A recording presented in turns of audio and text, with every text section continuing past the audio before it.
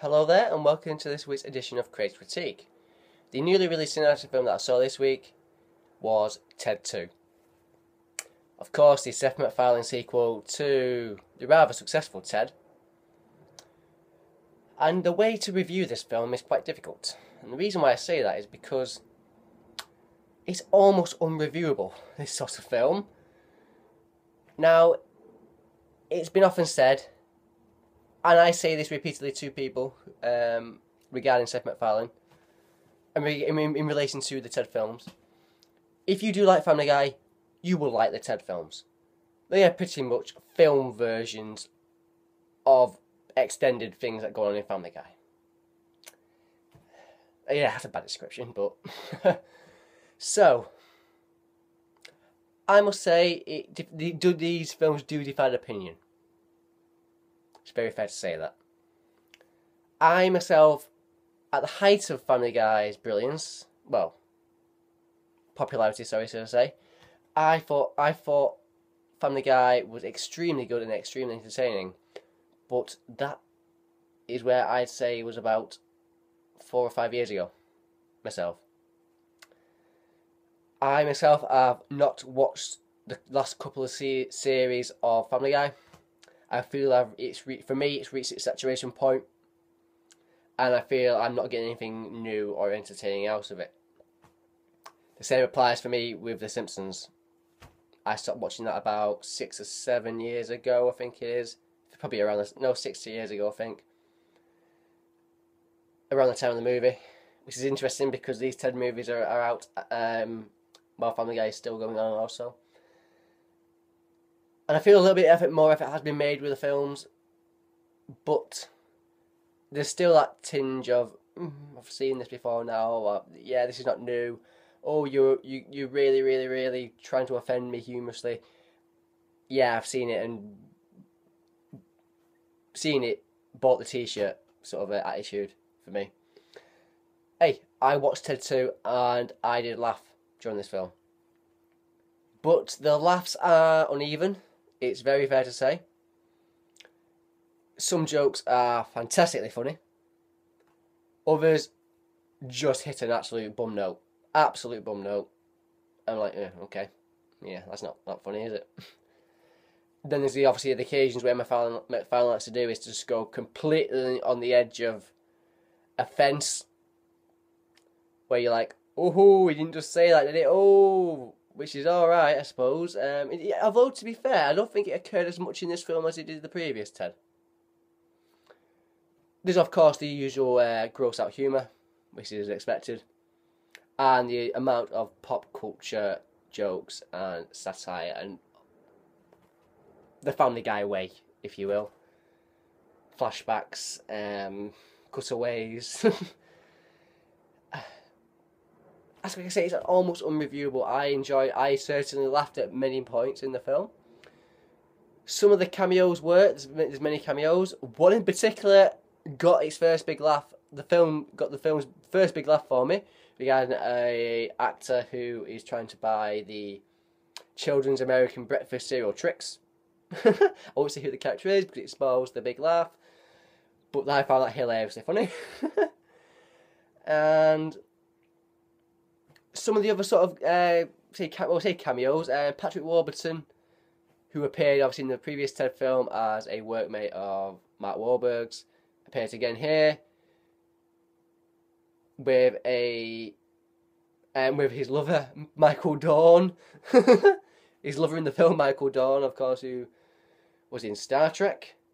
And there's a big sequence towards the end where they're at Comic-Con and Michael Dorn is dressed as Worf from Star Trek and Patrick Warburton is dressed as the Tick, who, of course, they both played in their own relative series. And that was quite entertaining for me. It's just like a nice little bit of inside stuff going on there. So that's quite good, that was entertaining. It's not the best writing, story-wise. Although I must say, to be fair, I did like the idea. This film is effectively Ted has just got married to his girlfriend of many years, Tammy Lynn. And he has then received notification that his marriage is actually null and void because he's regarded as property and not an actual human being.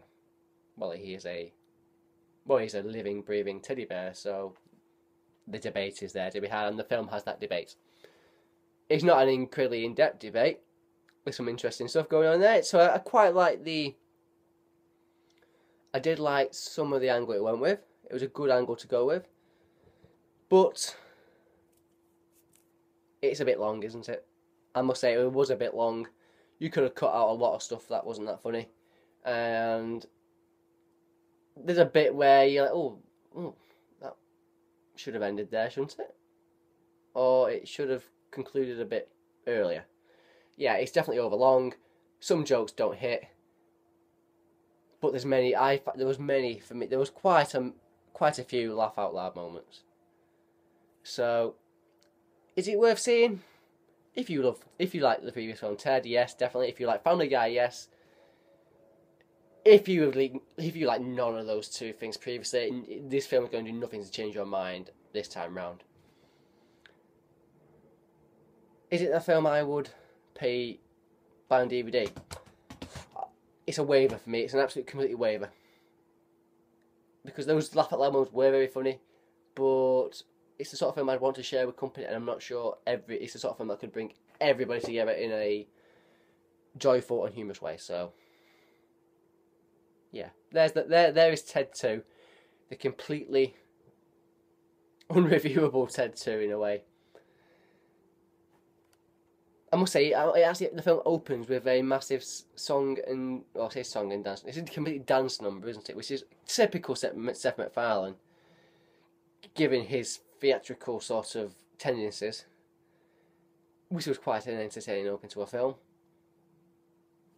Yeah, I can't do any more than the description for Ted 2 that I've done in the last 6 or 7 minutes. So there we go, Ted 2.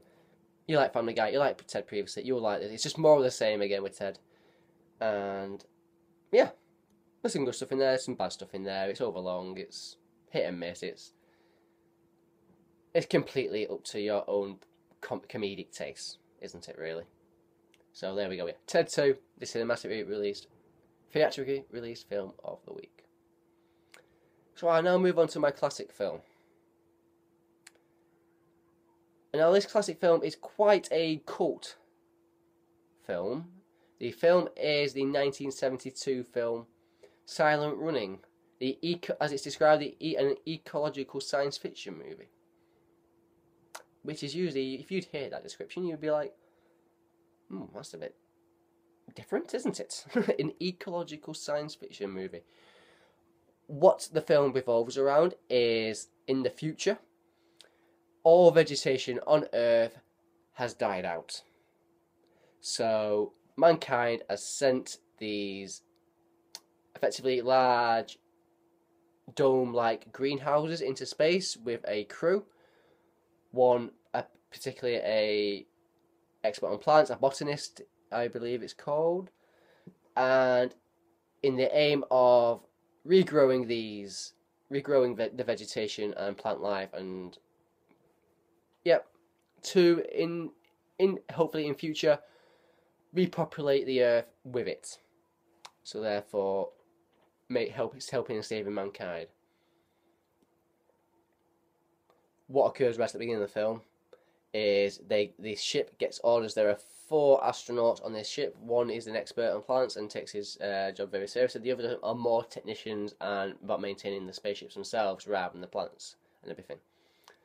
The main character is played by Bruce Dern, and he loves his vegetation and he loves those gardens. He loves those domes. They're his life. They get a message from headquarters telling them to disattach the domes, send them off and destroy them, nuke them, for them to then bring their own spaceships back to Earth for other purposes. As the project has, it's not failed because the vegetation is doing extremely well in space, but it's for reasons we are not fully explained in the film. And this kind of sends Bruce Dern a little bit off on a kilter. He's putting it nicely. I'm not going to spoil it because it pretty much happens in the first 20 minutes or so, 15-20 minutes. while the other technicians are destroying, there's 8 domes they have destroyed and sent off 6 of these domes, and they've been nuked as Bruce Dern is there watching in his favourite dome. And he just suddenly snaps and he can't take it anymore. One of the kind of technicians comes to his dome to start planting the explosives. He gets into a scuffle. He ends up killing this technician. He then leaves to go to the control room. He then effectively locks the remaining 2 astronauts in the other dome as it's about to disattach and be sent off to be destroyed, so therefore killing them also. And then the rest of the film is about him just continuing what he deems as his work and his duty to mankind. It just sounds a little bit boring, doesn't it? If that's the rest of the film after the first 15-20 minutes with all the explosions going on, but it's an intriguing story.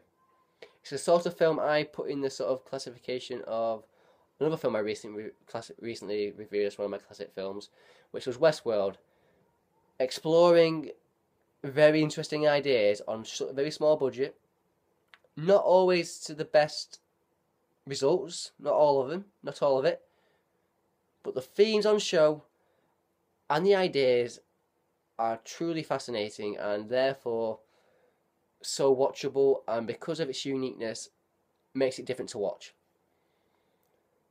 I've talked about the themes there, and I've talked about Bruce Dern. Bruce Dern is great in the film, considering it's effectively a one-man film. And you can see aspects of this film that have been not stolen, but other science fiction films I've taken influence from. So, for example, in this film, there are 3 drones who are just like any sort of drone in sort of these science fiction films. They are there to maintain the ships and make sure things run smoothly. Their style is brilliant. In my opinion, it's brilliant style, and the way they move is just wonderful. In a way, they're kind of cute, which is what you want. What you want. Lends an aspect to the films, of course, that you would not expect. And he nicknamed them Huey, Dewey, and Louie, of course, after that, which gives them an extra sort of likeableness and cuteness to them. But you can certainly see aspects of that in R2-D2. I mean, come on, just look at the way they move and look at R2-D2. If anybody in Star Wars, if George Lucas was there, he didn't take slight influence from silent running on that aspect, I'd be amazed. Certainly, silent running has greatly learnt from 2001. About, was it 3 years prior to this, 4 years, in terms of its style and look. The style of the ships is fantastic. The look of the look of the ships is great, and you can certainly see also. I can see when the panning shots of the ship where things like in Alien they've taken influence from as well. So, the greatest films have taken influence by this film, but on bigger budgets and maybe some may deem bigger talent remains to be debated. But the themes are great. It looks great, and the design is fantastic. Michael Cimino is one of the writers on this film, which was interesting because he went on to write and direct The Deer Hunter, which is an interesting fact, I believe. This film is 90 minutes. That's all it is. And just like Westworld, as I just previously mentioned, it fulfills those 90 minutes brilliantly. It's not overlong. It does its job. It then leaves. Certainly, there's things maybe unexplored. Certain parts of the storytelling is not exactly perfect, but the ideas are great. The themes are great. It looks fantastic. Bruce Dern is entertaining to watch, and it was influencing many sci-fi films to come. And I can see also in TV series like something like, I know when I was watching, but I actually read and then said, oh yes, it's influenced Red Dwarf. The opening of Red Dwarf is exactly how silent running is as a film. It really hard to describe, but there we go, yes. Silent Running, my classic film of the week, definitely worth your watch, but it is quite unique in what it does. There we go. Silent Running, really interesting film, great film. There we go. Ted 2 was my theatrically released film of the week. Yeah, you might like it, you might hate it. And Silent Running was my classic film of the week. Great film, loved it. And I hope you've enjoyed watching me. Please subscribe to me. And I do hope to see and speak to you next time. Thank you for watching, and goodbye.